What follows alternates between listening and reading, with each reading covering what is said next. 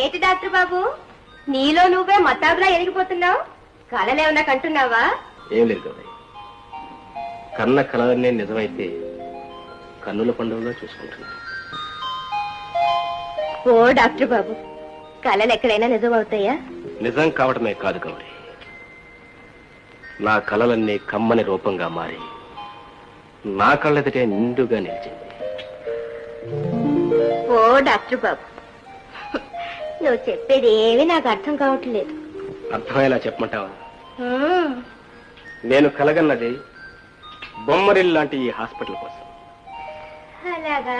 అవును, మీ పల్లె ప్రజల సేవా సహకారాలతో నేను ఆశించిన దానికంటే అందంగా నిర్మించుకోగలిగాను ఈ హాస్పిటల్ని. పేషెంట్లు పడుకోవడం కోసం మంచాలు, నేను కూర్చోవడం కోసం కుర్చీ, చల్లటి పానీయం కోసం కూజ, పేషెంట్లు లేపడం కోసం బయట కోళ్లు,